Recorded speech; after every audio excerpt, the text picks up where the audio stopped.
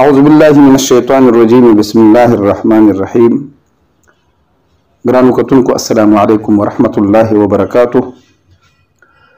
دې کې هیڅ شک نشته چې الله رب العزت په خپل نومونو کې ډېر لوی برکت خیری او که چېرته موږ الله رب العزت به د خپل صفاتو نومونو باندې خپلو مسلو دپاره یاد کړه، که هغه مسله د دنیا وي که د آخرت وي، نو دا زموږ ایمان دی، زموږ عقیده ده چې الله رب العزت به یې لازمي پوره کوي. نننۍ وظیفه چې کومه ده دا هم د دنیا او د آخرت د مشکلاتو د حل دپاره ده. نو تاسو زموږ د ویډیو چې کوم دی دا په غور سره اورئ او انشاءالله العزیز که ستاسو څه داسې څه مشکل وي چې دې وظیفې سره حل کیږي نو انشاءالله تاسو به دې باندې پوه شئ. د دې وظیفې په فضایلو کې داسې راځي که چاته څه یره وي او هغه یره هر قسم کیدی شي، څه مسله ورته پیښه شوي، دشمني ورته پیښه شوي، نو هغه دې د جمعې د شپې نه تر 8 ورځو پورې سحر او ماښام 80 ځله حسبي الله الحسیب دا دې وایي. انشاءالله العزیز د دنیا چې څه قسمه یره ده، څه قسمه شر چې دی، د دې نه به الله رب العزت په امان کې وساتي.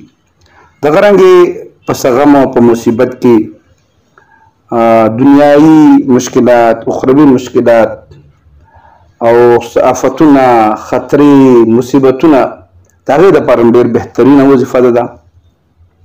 د دشمن نه د حفاظت دپاره او نور مشکلاتو دپاره هم ده. او چرته یا چاته په خاندان کې یا په خپل قوم کې عزیزانو کې څه مسله پیښه شوي، د هغې دپاره زه تاسو ته مختلف طریقې ښیم، نو تاسو ورته غوږ ونیسئ. انشاءالله که په دې طریقه باندې دا وظیفې تاسو وکړئ نو انشاءالله دا زه بلکل یقین سره یم چې الله رب العزت به ستاسو هر مسله حل کوي. نو که د چاته د یو خبرې یره وي چې دې خبر نه ماته مصیبت جوړ شي او بعضې خلک مونږ ته رینګ کوي چې ماته دا مسله پیښه شوې ده او وایي نه، یا بعضې خبره د کولو نه نو هغه دې د جمعې د شپې نه شروع کړي 8 ورځو پورې دې سحر او ماښام 80 ځل حسبي الله الحسیب دا دې ووایي، نو د هر مصیبت نه په امان کې. دغه رنګې په غم او په مصیبت کې حسبنا الله ونعم الوکیل دا دې ډېر زیات وایي، نو د دنیا او د آخرت که څه پریشانیانې وي الله به ختم کړي.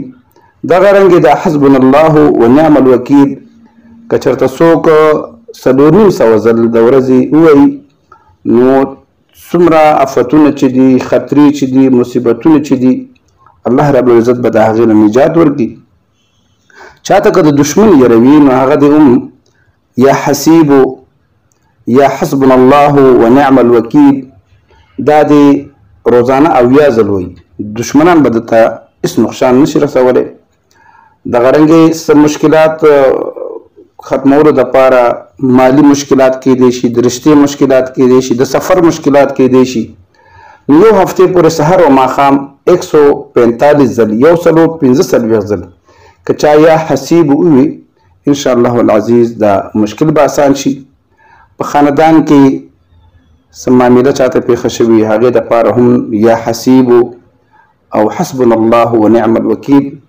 نو دا که سحر نور خاته نه پس او ماښام د نور پرېوتو نه لږ مخکې 100 ځل دا وایي نو انشاءالله العزیز الله رب العزت به که د ده د خانداني څه مسله وي، دا اوس غټه دنیا ده، د هر چا خپله مسله ده، د یو مسله د بل سره نه میلاویږي، نو چې هره مسله وي او زما د اورېدونکي د هغه ته څه پریشاني وي یا حسیبو حسبنا الله ونعم الوکیل دا دې په دې طریقو ووایي چې کومه طریقې تاسو ته مو وښودلې.